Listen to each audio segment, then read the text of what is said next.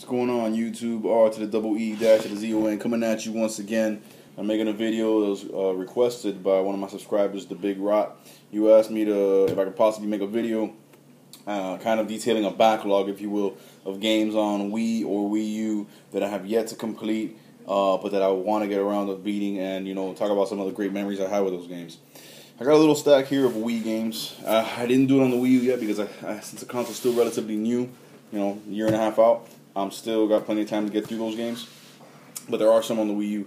But we're just going to talk about right now 7 games on the Wii, the original Wii, that after 7.5 years or so, whatever it's been, I have yet to beat and that I really want to get around to beating. So in no particular order, we're just going to go through it. I'll talk about them, tell you some of the memories I've had with them.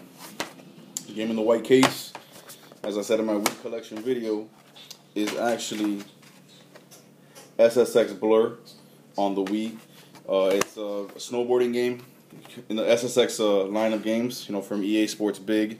They had SSX Tricky and other games like that on the PS2. Well, this is the Wii exclusive version, designed from the ground up for the Wii. Had amazing motion controls. You played with the Wiimote and nunchuck in hand, and you played normally. Your joystick was how you moved, but if you wanted to turn left and right to carve in and out more accurately and more naturally into your slopes and all that, you actually tilted the nunchuck, and the motion controls there will kick in and help you carve more naturally in and out of the slope. So that was just one of the dynamics, and also drawing the shapes for the uber tricks while you were in the air. You would hit a big jump and then, let's say, draw the star shape, and that was one super trick that would come out. It was awesome. That game, I never beat it because I just had so much fun messing around the mountain, because really the game takes place on a mountain and you can go several different paths, and if you go this way it's the half pipe and the slalom gates. If you go this way it's competitions. If you go this way it's races. It's like that, and there's different tournaments and all that, and you just kind of get lost in the experience and lost in the framework of the game. At least that's what happened to me, and I never got to go on and actually compete and finish every event. I got a nice way in, but I didn't even get halfway, to tell you the truth. That's how big the game is as far as how much stuff there is to do, characters to unlock, snowboards. You can use snowboards or you can use skis. So I actually want to go back to it and see if I ever do get around to beating it, just so I can say that I did and experience everything the game had to offer.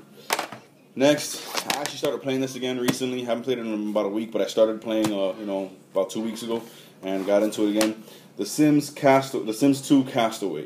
You saw my Wii video collection video, so you know what this game is about. Basically, it's just a life simulator like The Sims always is, but with a twist. In this one, you are stranded on a deserted island, so it's like Castaway the movie. And you can either go it alone or create an entire group of Sims and go through the process of finding each other on this chain of islands. You find your homeboy on the other island, and then the two of you find your girlfriend or whatever. The whole group gets reunited, and you have to survive and forage and hunt and build supplies and all that, and just keep your sanity together. I got very far into this game. I was building houses and huts and gardens and farming and hunting animals and all that, but I still never got to the end, and I always wanted to get there to see if they ever indeed get off the island, or if you just make your new way of life on this island, or this chain of islands. Very fun game. I have a blast with it. It's very quirky. It's got the Sims sense of humor, so nobody's speaking any actual language. It's all like, gibberish. But just the different activities you can do. You form your own tribe together. You build your homes. You build rafts to travel between the different islands. You can assign tasks to different members. Once you have them all in your tribe, you can literally assume control of any member of the tribe at any time and work cooperatively, form relationships, rivalries, kick people out of the tribe, whatever. And it's awesome. It's a really great game, really good life simulator on a deserted island under extreme circumstances. And it's just fun. And I never really got to the end of it. So that's one that I definitely want to go back. And I did go back, and I'm starting to play it again, but I had to start from the beginning. I want to see if I ever do get around to going through the entire thing. Next, Super Paper Mario. A tremendous title, 2D Mario title, but it's more of an RPG than just a standard action platformer. And it has some amazing gameplay elements and gameplay design that will trip you out. My wife was so addicted to this game. She got further than I did. One of the few games that my woman can actually, boom, just pass me in, and she did in this game. She got right to the end, and then I think something happened that it saved with very little energy, so she could never, very little health, so she could never survive once the save file would boot up, and so she just got frustrated and quit. But she was literally at the end, right before the end boss. So I never got to see the ending to this game. And just the journey throughout the entire game, playing as Mario, Peach, Luigi, and Bowser as a team together collectively in a 2D adventure that can flip the paper style graphics of the game, flip it into 3D, and then you can see other planes and other different parts of the dimension of the level that you couldn't see from the previous angle. Man, it just has boatloads of content and secret passageways and just a ton of charm, man. So this is one game I wish we would have beaten, and I definitely will go back and do that. Next, well, this one I just got and only started playing it. I only played through like the first 2 hours, so it's not really fair. But you know, with all the stuff I have to play, especially on Wii U and things like that, I don't see myself going back to this for some time, even though it is enjoyable. So I do want to finish it because the story looks awesome in the game. And the first hour or two that I played it was compelling. It brought me in, and that's Curse Mountain, the horror survival title that I told you I recently got for Wii. Great graphics, great presentation, good controls, very eerie, very atmospheric, and the story is compelling. It's different from your usual horror survival title, so no zombies in this one, you know what I'm saying? So it's more compelling, and it has me sucked in, but I have so much to play that I haven't gotten around to finishing it, so I definitely want to go back and do that. Next, Victorious Boxers Revolution, another one of the new titles I got for the Wii. I love this game. Can't say enough good about it. A definitive motion experience when it comes to boxing games. Not all slow and clunky like Wii Sports, but fast and furious, and you can throw combos in there. Great Japanese art style, anime-looking art style. Great compelling story and narrative. And that's the reason I really want to complete this game, is because I love the story.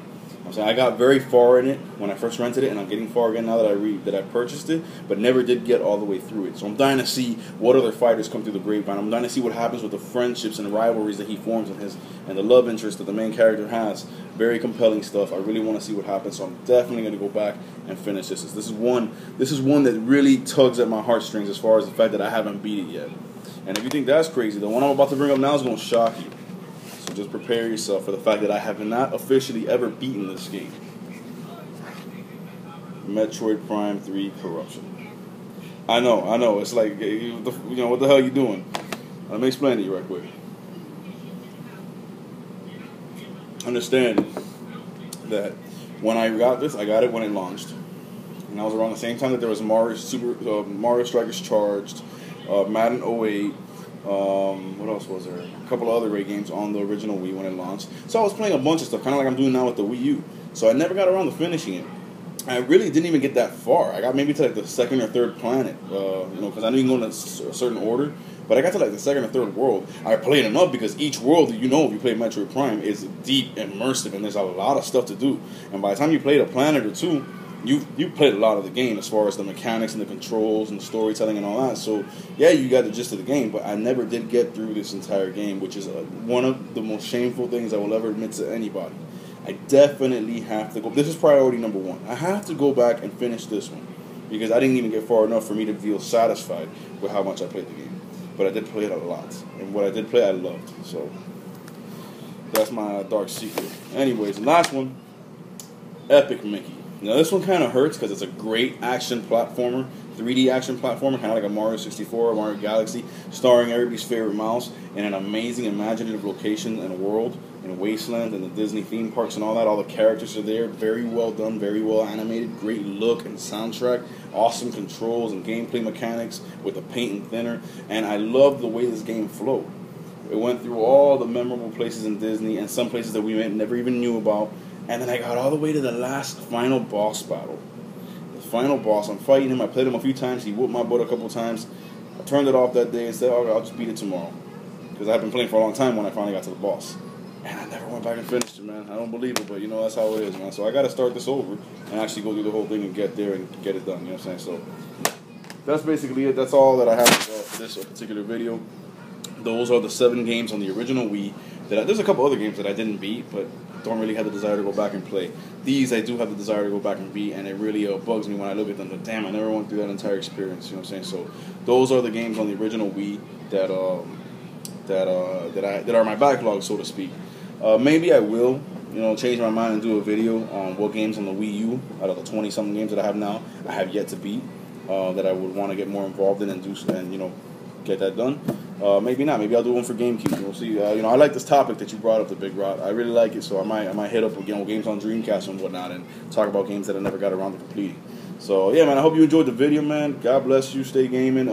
As far as my overall thoughts on what's going on right now with Nintendo and the industry as a whole, like you saw from that video the video I made on the Smash Brothers Direct, I'm not really feeling what Nintendo's doing right now, and that's hard for me to admit.